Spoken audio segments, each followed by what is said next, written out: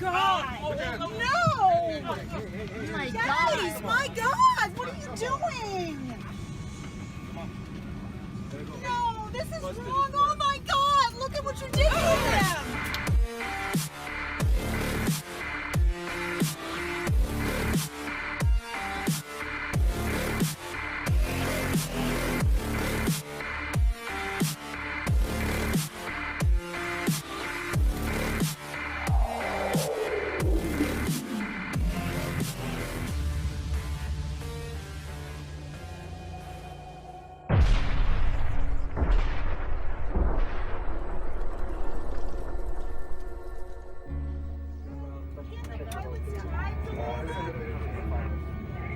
Can't they run a car from the pilots and can't we drive?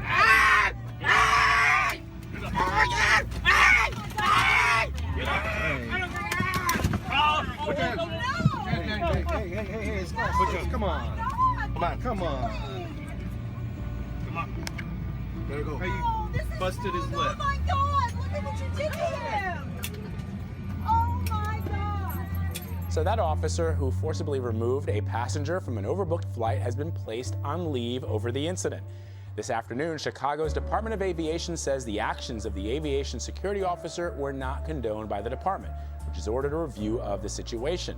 Another passenger recorded this altercation. Look at this. At Chicago's O'Hare Airport, United Airlines says the man was one of 4 people chosen at random to give up their seats to flight crew. Wow, look at that. On standby. Witnesses say the man said he was a doctor who needed to get to Louisville, Kentucky to see patients in the morning. This morning, the search for a man hell-bent on violence. Revolution.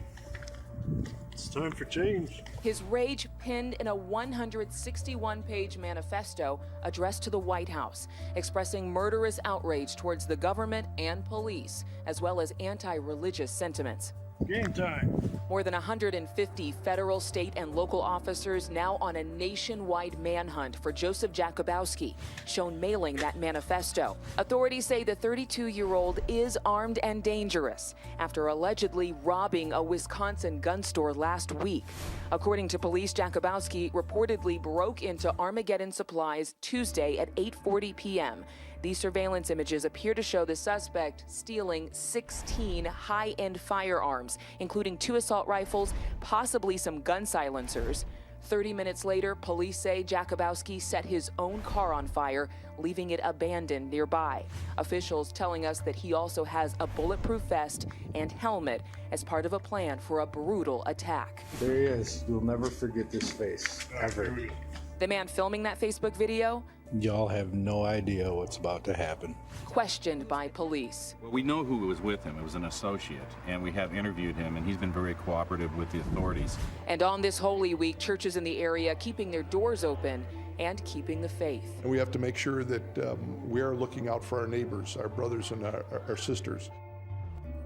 Oregon Circuit Court Judge Vance Day could be forced off the bench. The conservative Christian and Republican says he's the victim of liberal politics in a deep blue state.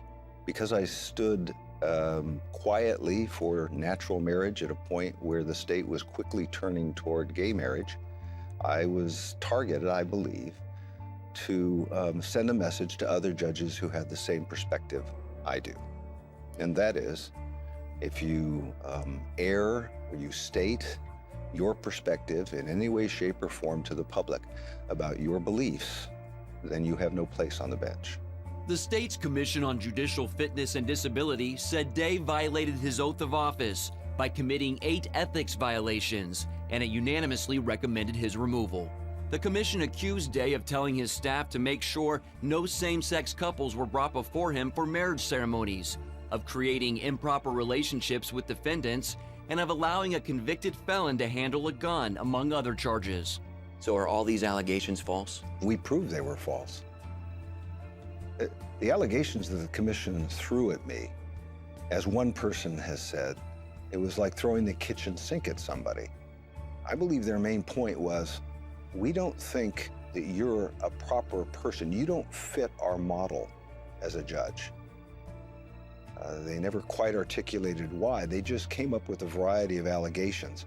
Day believes his case was the result of what he calls a perfect storm. But it just happened to happen or occur at a time where politics was coming to an apex, and anybody who said anything about natural marriage who held an elected position would suffer, I think, some persecution.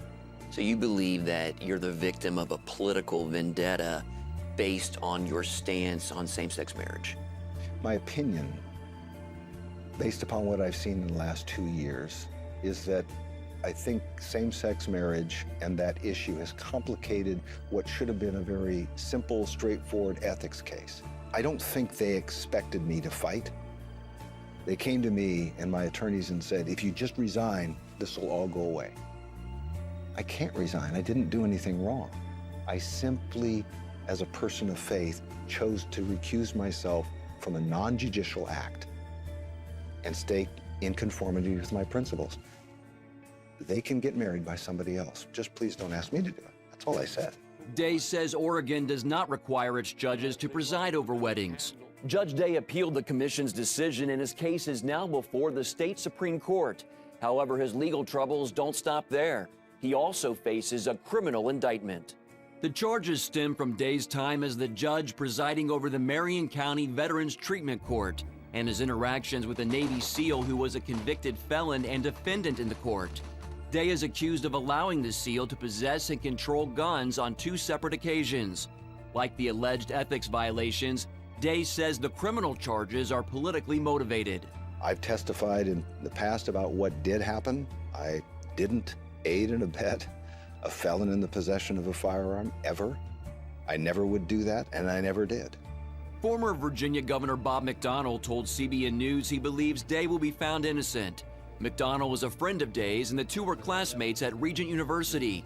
He's also no stranger to the courts. McDonnell faced 2 years in prison after being convicted of political corruption, but the United States Supreme Court voted unanimously to overturn his conviction. Does Judge Day's case remind you of what you went through? Absolutely. I believe from the very beginning of this, I was shocked to the core of my being when I found out that I was being investigated by law enforcement authorities. I've been doing this for 38 years in public service and always tried to do what I thought was right. And so Judge Day and I have talked a lot over the last 3 or 4 or 5 months as he's walked his walk, and I've tried to encourage him. He's a man of immense faith. I see him keeping his head up. I see him relying, sold out, totally trusting in the Lord for vindication. Do you believe that you will be acquitted? I will be acquitted. I will fight for that acquittal in the criminal case.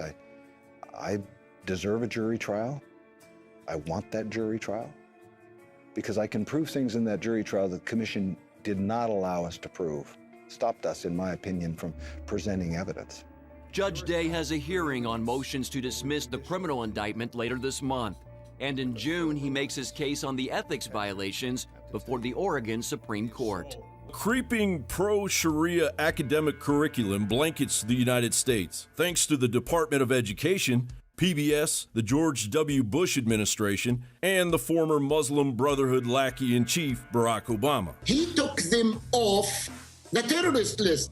For years and years, the Muslim Brotherhood is on the terrorist list around the world. In the Arab world, who knows them best? But Mr. Barack decided to take them off the terrorist list and start to be sponsoring them and put them in charge of Egypt. An unabashed initiation of Sharia law indoctrination unleashed on feral 5th grade to 12th grade American minds. A system completely opposed to the U.S. Constitution, American traditions, and a stepping stone into the savage underbelly of homegrown jihadism. Breitbart writes, Access Islam is funded by the Department of Education and is being promoted on various websites. Martin Mallier, president and founder of Christian Action Network, or CAN, tells Breitbart News, so PBS Learning Media is one of the websites that is promoting it. The Smithsonian also promotes it. The Indiana Department of Education promotes it. And even the United Nations promotes it. Well, that's a given. In a demand letter to U.S. Education Secretary Betsy DeVos, president of PBS Paula Kerger, and president of Ohio State University Michael Drake, CAN wrote,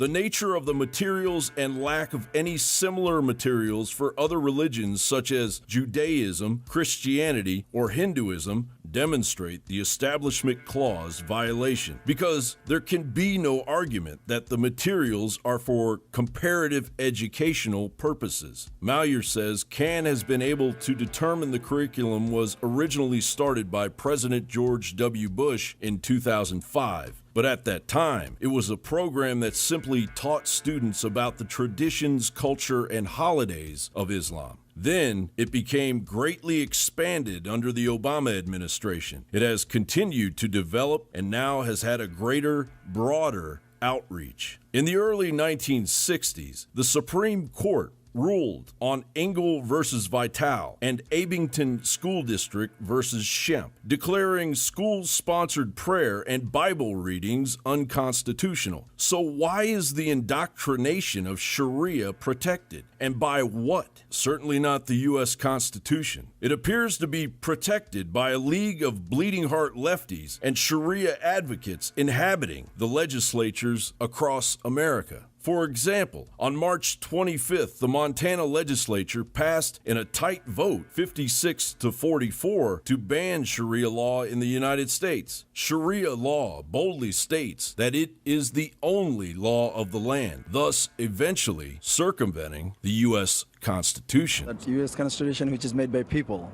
and the Sharia law is made by Allah. So that is all the way above. That has to be definitely in the land, not for the America, for the whole world, would be above. So that should be above the U.S. Constitution. Yes.